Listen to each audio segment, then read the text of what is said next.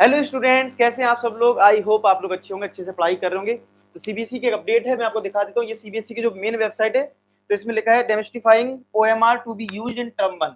इसी को आप क्लिक करोगे तो आपको इस तरीके से एक पीडीएफ फाइल की फॉर्मेट में आ जाएगा और इसमें सारी इंस्ट्रक्शन दे रखी है कि पीडीएफ ओएमआर सीट किस तरीके की होगी, क्या क्या होगा। तो मैं आपको पहले सबसे पहले ओएमआर सीट दिखाता हूँ। ये सीबीएसई की है, अगर आप ये इसको फेक मत समझना। अगर कोई आपको बता रहा है तो वो रियल में है, बस ऑथेंटिक है, तो आप इस चीज को समझे। मैं सारी चीज कवर करता हूँ इसमें। इस तरीके का कुछ फॉर्मेट होगा। इसकी फोटो जो है मैंने यहाँ पे ले रखी, ये इसमें समझाना थोड़ा मेरे लिए आसान होगा। ठीक है, तो मैं इसको जूम कर देता हूँ और आपको दिखाता हूँ कि कैसे चीजें इसमें हैं। तो अगर आप देखोगे यहाँ पे, सबसे पहले तो यहाँ पे आपका रोल नंबर होगा ऊपर, और ये ओएमआर सीट जो है वो कस्टमाइज्ड फॉर्म में होगी। कस्टमाइज्ड फॉर्म का मतलब है कि पहले से सब कुछ यहाँ पे लिखा होगा, आपका नाम, ये सब जो भी चीजें हैं वो होंगी पहले से। ठीक, पापा का नाम, विद्यालय में आपका स्कूल का code name, candidate name, father's name, code, subject code, सब कुछ लिखा होगा। अब सीबीएसई ने इसके लिए गाइडलाइंस भी दी हैं। अब आप इसको ध्यान से अगर देखें तो शुरुआत में तो सारा डिटेल्स है, बेसिक डेट ऑफ बर्थ वगैरह सारी चीज। यहाँ पे क्वेश्चन पेपर कोड, यानी जो आपको पेपर मिलेगा उसमें कोड होगा, वो यहाँ पे डालना होगा। ठीक है, और आपको रिस्पॉन्स जो है, यानी अपने आंसर्स जो हैं वो इसमें करने हैं। टोटल 60 क्वेश्चन होंगे। अगर मान लो आपको कोई सब्जेक्ट है जिसमें 40 क्वेश्चन आ रहे हैं, ठीक है, तो आपको 40 तक ही कवर करना है। हालांकि सीबीएसई ने पूरी गाइडलाइंस जारी की। मैं अगर आपको दिखाऊं, ये जो चीज है, ये अगर आप इसको देखोगे तो सीबीएसई ने पूरी इंस्ट्रक्शन दे रखी है। अगर इसको आप पढ़ोगे तो बहुत सारी चीज आपको निकल के आएंगी। ठीक है, तो जरा हम पढ़ लेते हैं एक एक करके और मैं आपको समझा देता हूँ क्या क्या है। Sample copy of OMR is enclose with this letter, वो हमने देख लिया है। Detail of the candidate will be prefilled in the OMR, मतलब ओएमआर में कैंडिडेट की पहले से डिटेल फिल होगी। Candidate has to write the question paper code in the upper right corner in the question paper. ठीक है, तो जो क्वेश्चन पेपर में लिखा होगा वो आपको लिखना है। जैसे कि आप यहां से देखोगे, ये तो मैंने आपको दिखाया था अभी, ये अपर कॉर्नर इधर पेपर कोड आपको लिखना है। ठीक है, फिर नेक्स्ट लिखा है कैंडिडेट हैज टू राइट इन हज her own hand in the space provided I confirm all the particulars given above the correct sign in the running hand। ये क्या मतलब हुआ, यहाँ नीचे जब आप जाओगे ना तो यहाँ पे देखो लिखा है I confirm that all particulars are above are correct, यानी कि आपको यहाँ पे साइन करना है रनिंग हैंड में। तो ये देखो पहला इंस्ट्रक्शन हो गया कि आपको पेपर कोड डालना है। मतलब आप लोग सोच रहे हैं ना बहुत टेंशन सर मुझे बहुत लिखना होगा, नहीं लिखना होगा, आपको ये सब पहले से मिलेगा। बस यहाँ पे पेपर कोड डालना है और यहाँ पे आपको अपना साइन करना है। इतना हो गया। इसके बाद लिखा है only blue ball pen has to be used, मतलब सिर्फ ब्लू ब्लैक यूज कर सकते हो, ब्लू भी यूज कर सकते हो या ब्लैक भी, बॉल पेन यूज करना है। ठीक है, और पेंसिल का यूज बिल्कुल नहीं करना है। Use of pencil is strictly prohibited, मतलब आपको इस पेंसिल का यूज बिल्कुल भी नहीं करना है, बता दिया है। ये अनफेयर मीन्स में माना जाएगा, सीबीएसई ने तो ये भी बोल दिया अगर आप ऐसा करते हो ये अनफेयर मीन्स में माना जाएगा। ठीक है, तो ये नहीं करना है। फिर अब कुछ इंपॉर्टेंट फीचर्स हैं जो आपको समझना है। लिखा है there is a space for answering 60 questions. मैं इसको शॉर्ट में समझा देता हूँ। इनका कहने का, इन दो पॉइंट में का कहने का मतलब है कि ओएमआर सीट में टोटल रिस्पॉन्स 60 मिलेंगे। पेपर में अगर मान लो फॉर एग्जांपल 40 क्वेश्चंस हैं आपके, तो आपकी ओएमआर सीट उस पेपर की 40 तक ही काउंट होगी। यानी आपको 40 तक रिस्पॉन्स फिल करना, आगे कुछ फिल नहीं करना है, आगे छोड़ देना है ऐसे। ठीक है, तो ये दो पॉइंट थे वो मैंने आपको शॉर्ट में समझा दिए।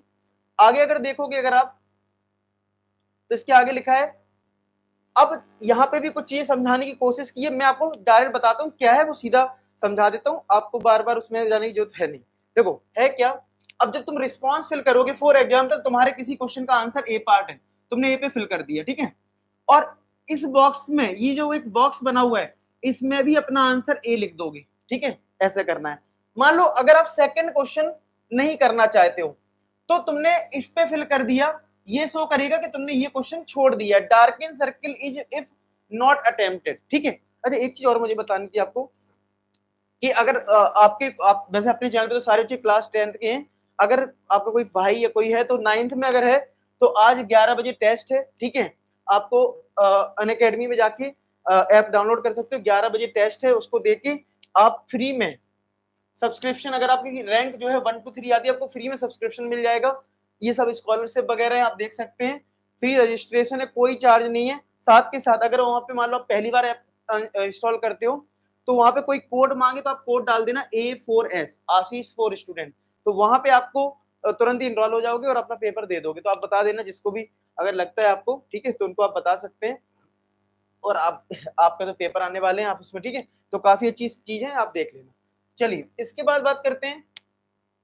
तो पहला केस ये हुआ कि अगर तुम्हारा आंसर ए है और तुमने यहाँ पे ए लिख दिया तो ये माना जाएगा। मान लो कई बार ऐसा भी हो सकता है कि मान लो आपने सिर्फ बबल फिल कर दिया और यहां पर रिस्पॉन्स नहीं लिखा, तो इस क्वेश्चन को अनअटेम्प्टेड माना जाएगा, मतलब आपने अटेम्प्ट नहीं किया है, यानी कि आपको इस बॉक्स में लिखना जरूरी है, बॉक्स में लिखना जरूरी है।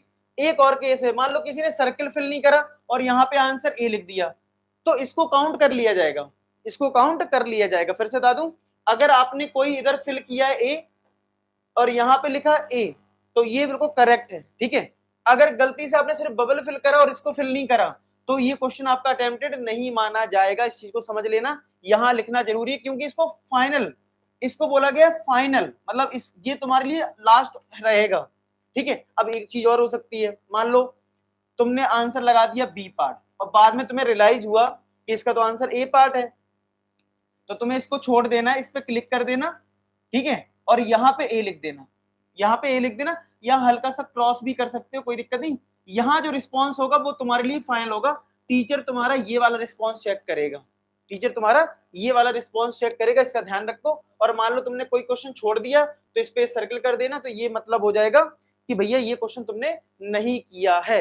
ये सारी चीजें हैं, इस तरीके से आपको करना है। बाकी फिर भी कोई आपको डाउट लगे तो कमेंट सेक्शन में लिखना, मैं उसके डाउट को जरूर लूंगा और उसको क्लियर करने की पूरी कोशिश करूंगा, ठीक है। समझ में आ गया? यानी करेक्ट वे क्या हुआ, सर्किल फिल करना है और आपको बॉक्स में लिखना, और बॉक्स में लिखना कंपलसरी है, ठीक है। ये चीज ध्यान रखना, अकेले सर्कल से काम नहीं चलेगा। सीबीएसई ने साफ साफ बोला है, अगर आप इंस्ट्रक्शन पढ़ोगे कि भैया सर्किल फिल करने के बाद यहाँ फिल करना बहुत जरूरी है, अगर कोई मिस्टेक भी है तो इधर इधर सही भरिए, इधर सही भरिए, ठीक है। और कोई क्वेश्चन छोड़ते हो, अब कोई बच्चा मान लो कुछ भी टिक ना करे, मान लो इधर, ठीक है, तो कोई बात नहीं, इसको अनअटेम्प्टेड ही माना जाएगा।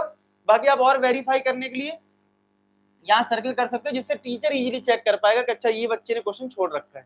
तो ये चीजें हैं, आई होप आपको समझ में आ गया होगा। मिलते हैं नेक्स्ट वीडियो, तो अपना ख्याल रखें, bye bye to all. Last में एक ही बात बोलूंगा कि आप सभी